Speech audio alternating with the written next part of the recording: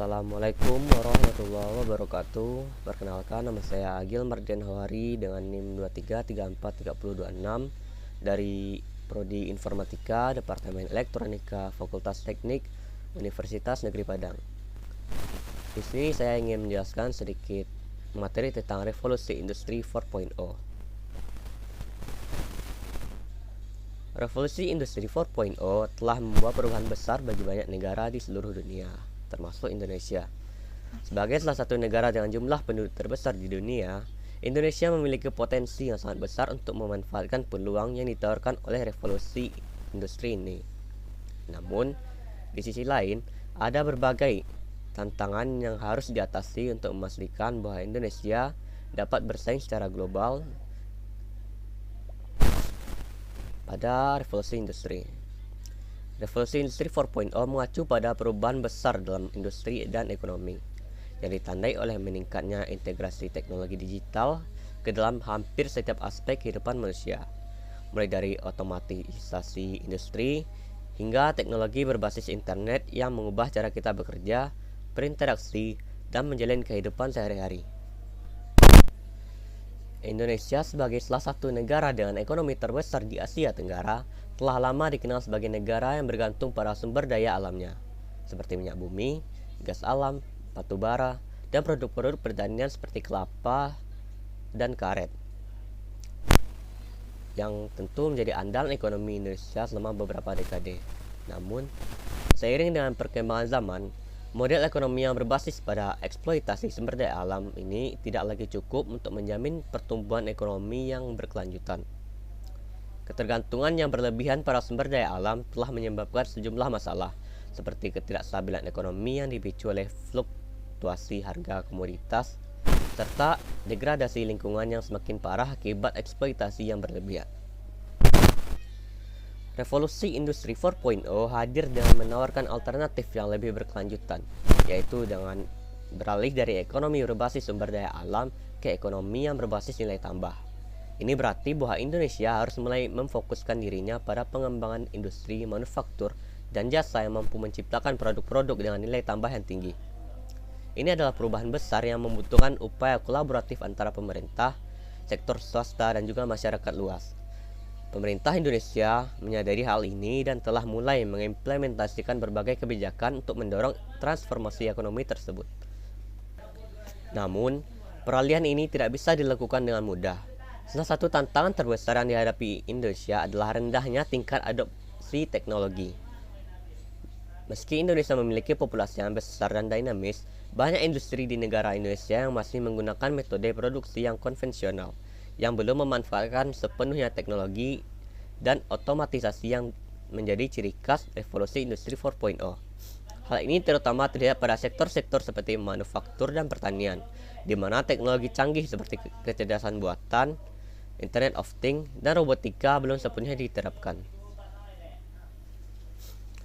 Untuk menghadapi tantangan ini, peningkatan kualitas sumber daya manusia menjadi prioritas utama. Pemerintah Indonesia telah mengarahkan perhatian pada pendidikan dan pelatihan vokasi yang dapat membekali tenaga kerja dengan keterampilan yang relevan di era industri 4.0. Tiga lembaga utama yang menjadi pusat perhatian dalam pengembangan SDM ini adalah Sekolah Menengah Kejuruan, Politeknik, dan Balai Latihan Kerja. Melalui reformasi besar-besaran, pemerintah berusaha meningkatkan mutu pendidikan di lembaga-lembaga ini dengan berbagai cara, salah satunya adalah memperbarui kurikulum agar sesuai dengan kebutuhan industri, meningkatkan fasilitas pelatihan, dan menjalin kerjasama dengan sektor swasta untuk memfasilitasi magang dan kerja sama industri. Dengan demikian, lulusan SMK, Politeknik, dan BLK diharapkan tidak hanya siap memasuki pasar kerja, tapi juga mampu beradaptasi dengan cepat terhadap perubahan teknologi yang cepat. Salah satu contoh konkret dari upaya ini adalah pembaruan kurikulum di berbagai SMK dan politeknik yang dirancang bersama-sama dengan perusahaan-perusahaan di sektor industri. Hal ini bertujuan agar keterampilan yang diajarkan di lembaga pendidikan tersebut sesuai dengan kebutuhan nyata di lapangan. Selain itu, pemerintah juga mendorong agar para guru dan dosen mendapatkan pelatihan selanjutan hingga mereka dapat mengajarkan teknologi terbaru kepada para siswa. Tidak hanya itu, Peningkatan fasilitas seperti laboratorium dan bengkel juga menjadi prioritas agar siswa dapat melakukan praktik langsung dan peralatan yang relevan dengan industri 4.0. Di sisi lain, pengembangan sektor industri juga menjadi fokus utama dalam menyosong revolusi industri 4.0. Pemerintah telah mengidentifikasi 5 sektor utama yang dianggap paling potensial untuk mengembangkan sektor industri, yaitu makanan dan minuman, tekstil dan busana, elektronik, otomotif, serta kimia. Sektor-sektor ini dipilih karena memiliki kontribusi besar terhadap ekonomi internasional dan juga potensi pertumbuhan yang tinggi. Misal, industri makanan dan minuman merupakan sektor yang harus tumbuh karena permintaan pasar domestik yang sangat besar.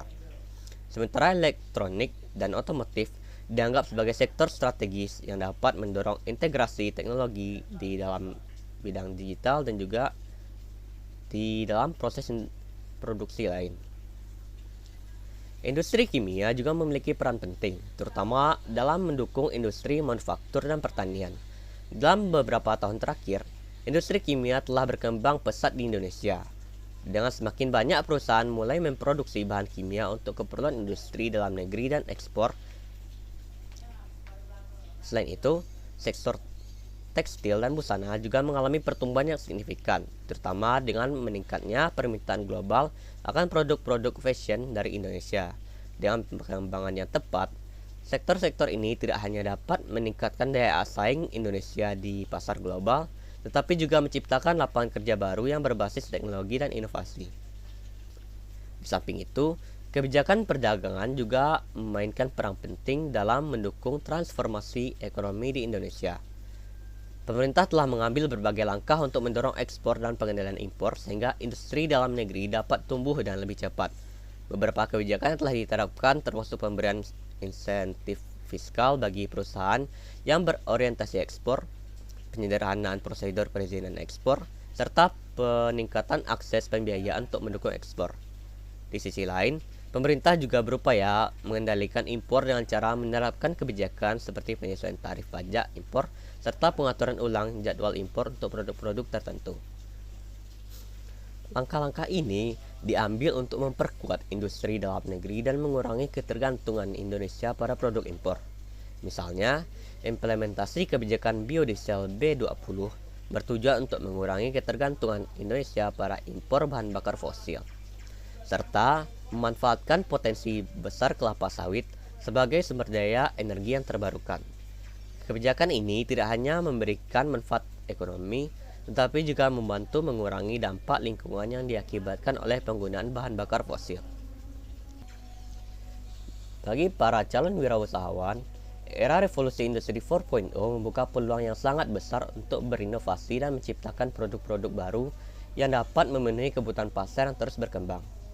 Namun, di sisi lain, mereka juga harus mampu beradaptasi dan cepat terhadap perubahan teknologi dan tren pasar global. Wirausahawan masa depan harus memiliki keterampilan yang relevan dengan industri 4.0, seperti penguasaan teknologi digital, kemampuan untuk menganalisis data, serta kemampuan untuk menciptakan solusi yang inovatif dan efisien. Misalnya, penggunaan big data dan kecerdasan buatan dapat membantu wirausahawan dalam menganalisis tren pasar dan perilaku konsumen, sehingga mereka dapat menciptakan produk atau layanan yang lebih sesuai dengan kebutuhan pasar. Dalam menghadapi revolusi industri 4.0, salah satu kunci utama keberhasilan bagi wirausahawan adalah kemampuan untuk beradaptasi dengan cepat terhadap perubahan. Di era ini, perubahan adalah satu-satunya hal yang pasti. Teknologi terus berkembang dengan sangat cepat, dan wirausahawan harus mampu mengikuti perkembangan ini agar tetap relevan. Selain itu, inovasi juga harus menjadi faktor yang sangat penting.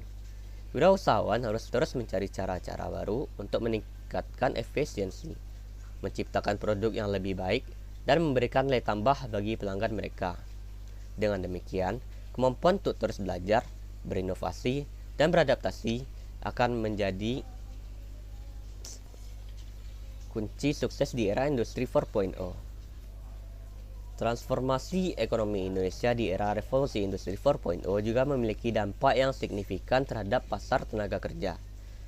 Meskipun revolusi ini menciptakan banyak peluang baru, terutama di sektor teknologi dan industri berbasis inovasi, Ada kekhawatiran bahwa otomatisasi dan digitalisasi akan menggantikan sejumlah besar pekerjaan di sektor-sektor tradisional. Sebagai contoh, di sektor manufaktur, penggunaan robot dan mesin otomatis dapat mengurangi kebutuhan akan tenaga kerja manusia untuk pekerjaan-pekerjaan yang bersifat repetitif. Namun, di sisi lain, revolusi ini juga menciptakan kebutuhan baru akan tenaga kerja yang memiliki keterampilan tinggi dalam bidang teknologi seperti pengembangan perangkat lunak, insinyur robotika, dan analisis data. Oleh karena itu, penting bagi pemerintah dan sektor swasta untuk bekerja sama dalam menciptakan program-program pelatihan dan pendidikan yang dapat membekali tenaga kerja dengan keterampilan yang dibutuhkan di era industri 4.0.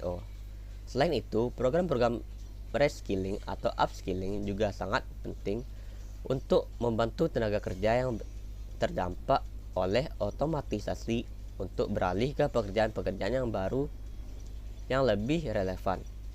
Pemerintah telah mengambil langkah-langkah ke arah ini dengan meluncurkan berbagai program pelatihan vokasi dan peningkatan keterampilan bagi pekerja di berbagai sektor industri. Selain itu, perubahan teknologi yang terjadi akibat revolusi industri 4.0 juga membawa dampak pada sistem pendidikan di Indonesia. Sistem pendidikan tradisional yang berfokus pada pengajaran keterampilan K dan teoritis tidak lagi cukup untuk mempersiapkan generasi muda menghadapi tantangan di masa depan.